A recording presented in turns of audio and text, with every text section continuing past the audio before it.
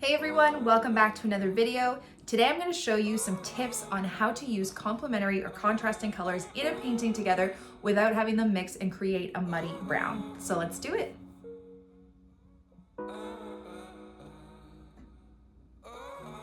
Okay, so today I'm going to show you how to use complementary colors together in a painting when they're touching each other, but they're not mixing, because if you know, complementary colors when mixed together make brown. Now, if you're not sure what complementary colors are, they are the colors that sit directly across from each other on the color wheel. So you have yellow and purple, orange and blue, and red and green. So any of those combinations mixed together will create a shade of brown. Now, there are times when we want to use those colors in a painting together, and they're touching, but we don't want to get that muddy brown color. So I'm going to show you two different ways of how to do that without creating that muddy color. So one of the flowers that I've noticed could have this issue is a pansy. So pansies are usually beautiful flowers and they come in lots of different colors, but I see a lot of pansies are purple and yellow, and those are two complementary, also known as contrasting colors. They're purple around the outside and then they're yellow on the inside. So I'm going to show you using my size 12 brush how not to paint the pansy. And then I'll show you how to do it properly. So I have my size 12 Princeton snap brush here. I'm just using a scrap piece of Arches watercolor paper, and I have my Winsor Cotman watercolors. So I'm just going to grab some dioxazine purple, and I'm going to do the shape of a pansy. Do a petal down here, and a petal up here, and a petal up here. Okay, so you're following my tutorial. I think I have a pansy tutorial too that I did a little while ago. And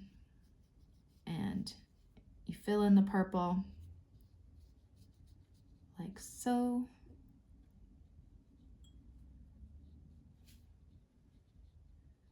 And then you want to add that yellow to the middle.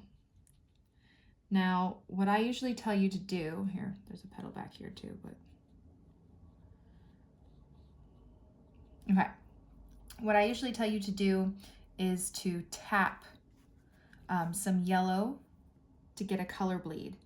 Now, a color bleed is what happens when two colors are touching each other and they bleed into one another, and you get a very defined, like a yellow and then a purple. Okay, and a blend is when the two colors meet together and they blend together, so they start making a new color. You don't want to blend, you want to bleed. But this is what I see happening. So people will take their yellow, and I tell you to tap it in the middle, and then they start moving their brush around like this. And what you're actually doing by creating that motion over and over again is mixing the colors together, and you're getting kind of a brown yellow. Okay, you just keep moving it, and I say tap, and you just keep moving it around, and you're just mixing the purple and the yellow. So I'm just going to swatch right here that color, that yellow color you end up with, and I'm going to swatch what color the actual yellow is to show you the difference. Okay, so you get a browny yellow there, and then you have this bright yellow there. This is not what you want to do. So I'm going to do it again. I'm going to take out that purple middle petal because it looks weird. Okay, I have a lot of paint on my brush, so I'm just going to wipe it against the side of the jar. Here we go. There's one petal, two petals, and then three petals. Okay, so we're going to fill it in again.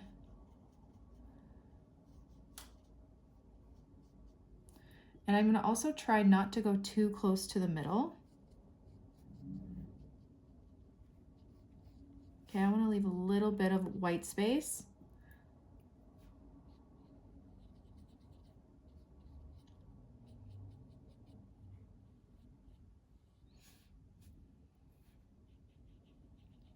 Okay, I'm going to completely wash off my brush. Also, having 2 jars of water for this is really good too, because as you see, my water is now kind of purple. And then you mix it with yellow, it's going to get a bit brown. If you want to be like a real stickler with this, I'm not, but make sure your brush is clean. Go into your yellow. Gonna put it in the middle there so it's like pure yellow. And then when I say tap, I just want you to touch that area one time, like that. Okay? You're not going over and over and over again the same area. You're just tapping that wet area so you get a nice little bleed. Okay? And that yellow will bleed into that purple. Just don't go over it and over it and over it and over it. Okay? You can go over the yellow part with more yellow if you like. But just be a bit careful. Also, you don't want to add too much or it will take over the whole flower. Okay? And if you still find it's like not as bright yellow as you like, you can just mop this up a bit. Wash off your brush. Go back in with your yellow. Drop in that yellow again. Like that. So that's a bit more yellow. And if I swatch it here, you see it's still maintaining that yellow color rather than that kind of browny yellow color there. Okay? So that's how you can achieve using complementary colors together without making a muddy color. Okay, so the next one I'm going to show you is creating a sunset. Now, two beautiful colors together, complementary colors, are orange and blue. And I've seen sunsets where they're meeting the horizon and they're orangey and then they fade into a dark blue. But again, they're complementary colors. They're sitting across from each other on the color wheel. Mixing them together will create brown. So I'm going to show you how not to do it first. So let's just start off with a yellow, right where the horizon is, and it's going to turn into orange. Okay, say we're doing like a building landscape. So there will be black buildings here over top later. Oh, my orange is pretty dirty here. Let's just clean that up a bit. Okay. And you see blending orange and yellow together is fine. They are sitting next to each other on the color wheel. Okay, so you know when two colors are sitting next to each other on the color wheel, they are good to blend together. They go together. Okay? But you want the orange to go into the blue. And I'm going to show you what happens when you do that the wrong way.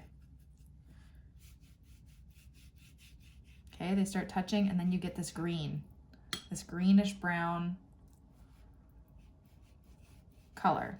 And that is not what you want, right? You're mixing them together, you're blending them together, creating a new color, which is brown, right? No matter how many times you go over it with orange, it's going to be brown. In this case, a little bit green. Okay, so that's not what you want to do. So I'm going to show you what to do. So I'm going to start off with my yellow down here. Actually, you can even...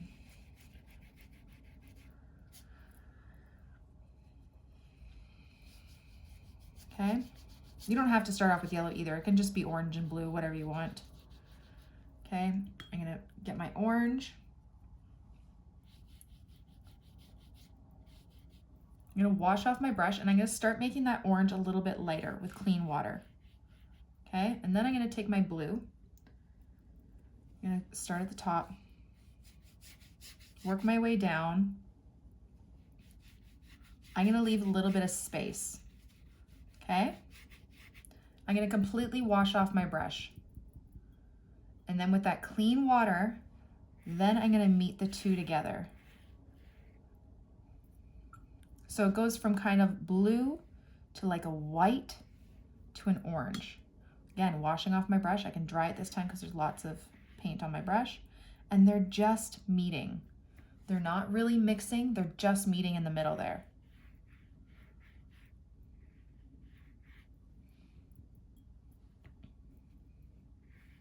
I keep washing and drying off my brush. Okay? And that's the kind of look you want. All right, and then if you want to get darker up towards the top of the sky, which would be like the nighttime sky, again, washing off my brush as I get closer to that orange. I don't want to blend them together. You can even do the dark sky up here too.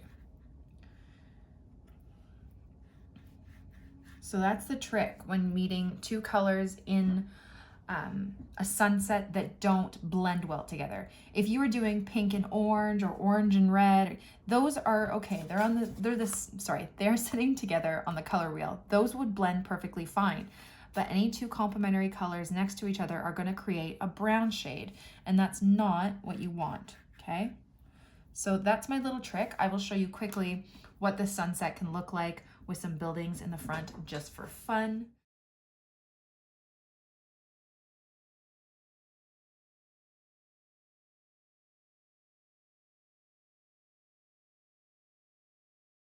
Okay, so there you go. There's the difference between the right and the wrong way to do color bleeds and blends without mixing complementary colors together to get a brown shade.